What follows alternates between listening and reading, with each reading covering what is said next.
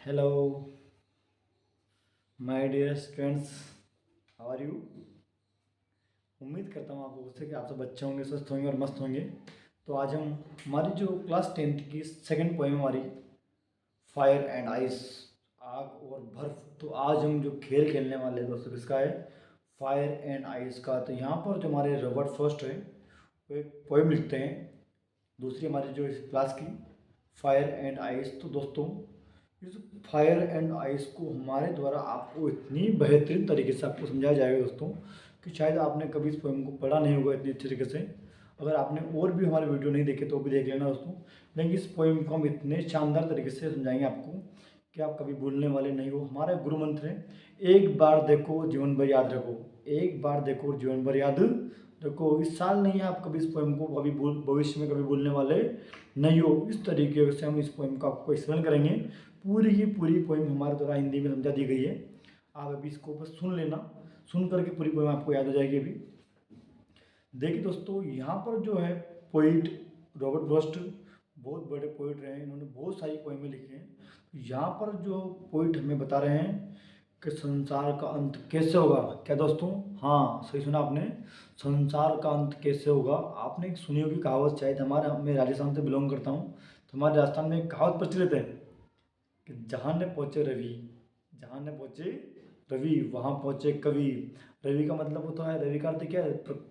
सूर्य। कि जहाँ पर सूर्य का प्रकाश नहीं पहुँच पाता है वहाँ भी दोस्तों कवि अपनी कल्पनाओं के द्वारा वहाँ पहुँच जाता है। तो यहाँ पर भी कवि जो है रॉबर्ट फ्रॉस्ट, इन्होंने अपने जो शब्दों के द्वारा यहाँ पर हमें समझाया है कि संसार का अंत कैसे होगा। तो इन्होंने एक तरीका नहीं दोस्तों, पूरे दो दो तरीके दिखाए संसार के अंत होने के बारे में। ठीक है दोस्तों, कितने दो तरीके? दो दो तरीके के द्वारा में इस पोएम को में इन्होंने समझाया है। वो कह रहे हैं उनके शब्दों में कि सम से पीपुल, सम से लोग, कुछ लोग कहते हैं कि इस संसार, सम से और फायर, सम से एंड इन फायर, कुछ लोग कहते हैं कि संसार का अंत आग से होगा, सम से इन आइस। और कुछ लोग कहते हैं कि संसार का अंत कैसे होगा? आग से होगा। बट वो कहता है लेकिन मैंने तृष्णाओं का स्वाद चखा, आई टेस्टेड ऑफ डिजायर, मैंने तृष्णाओं का स्वाद चखा है, इसलिए आई होल्ड, मैं समर्थन करूंगा किसका दोस्तों? फायर का।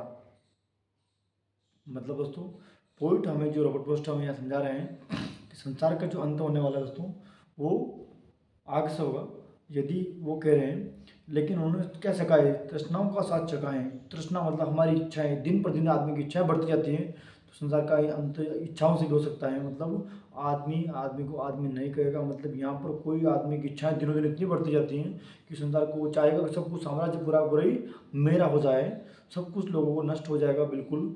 यहाँ पर आप कवि जो है हमारा, वो हमें दो तरीके से संसार का अंत होने का कारण बताता है। दूसरा उन्होंने आगे बोला है कि यदि संसार को मौका मिले, यदि मतलब आइस से इसका, बर्फ से इसका अगर यदि अंत हुआ तो देखिए दोस्तों कैसा होता है इनका। पहले उन्होंने बोला है कि यदि संसार का अंत आग से हुआ तो इसका आग से होगा। यदि संसार का यदि अंत यदि आग से नहीं हुआ तो इस संसार का अंत दोस्तों किससे होगा? आइस से होगा। तो कह रहे हैं कि ट्वाइस, यदि संसार को अंत होने का मौका मिला दोबारा किसी से तो होगा दोस्तों, उन्होंने पहले बताया है फायर का। फिर बोल रहे हैं आगे वो डिजायर, उन्होंने जो बोला है हेट, हेट भी इसके लिए काफ़ी पर्याप्त रहेगी। इनफ ऑफ हेट, हेट का मतलब दोस्तों क्या है? घृणा। तो आदमी आदमी से इतनी नफरत करने लग जाएगा कि एक दिन संसार का अंत भी होना निश्चित है दोस्तों। तो यहाँ पर पोइट हमें कह रहे हैं कि इसके लिए आइस भी पर्याप्त है, संसार का अंत होने के लिए आइस भी पर्याप्त है। मतलब यहाँ पे हमें दो तरीके से समझा रहे हैं कि संसार के अंदर आग इतनी बढ़ जाएगी दोस्तों, इतनी पृथ्वी के अंदर इतना तापमान बढ़ जाएगा, इतना तापमान बढ़ जाएगा कि संसार का अंत होना बिल्कुल निश्चित है। इस संसार के अंदर जो रहने के लिए, जो हमारे जो मानव जीव जानवर हैं, इनके रहने के लिए टेम्परेचर की आवश्यकता होती है, एक निश्चित टेम्परेचर की। जिन्हें टेम्परेचर नहीं मिलेगा, टेम्परेचर बढ़ जाएगा तो फिर हम रह नहीं पाएंगे। या टेम्परेचर इतना घट जाएगा, चारों तरफ बर्फ ही बर्फ जम जाएगी, या पानी पानी जल प्रलय हो जाएगा तो भी हम नहीं रह सकते हैं। तो उन्होंने यहाँ पर दोनों तरीके दिखाए हैं। इसके अलावा उन्होंने पीछे से वार किया है। क्या बोल रहा हूँ दोस्तों? उन्होंने देखिए बोलते हैं छोटा बम बड़ा धमाका, इन्होंने इस फिल्म में भी किया है कि आदमी के डिजायर, और उन्होंने यहाँ पे हेट को रिप्रेजेंट किया है, दोनों को के बीच में यहाँ पे कंपेयर किया है उन्होंने, हेट और डिजायर। डिजायर का मतलब दोस्तों क्या है? इच्छा, तृष्णा। हेट का मतलब क्या दोस्तों? घृणा।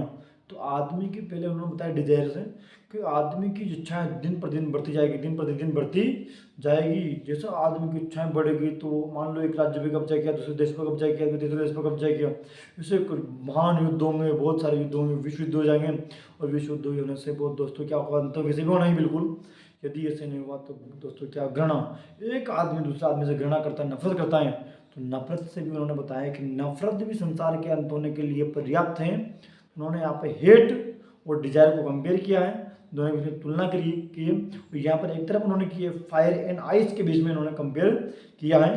तो उन्होंने बताया है कि ये संसार का जो अंत होगा वो दो तरीके से हो सकता है, एक तो फायर से, दूसरा आइस से। या उन्होंने बोला है डिजायर से या हेट से।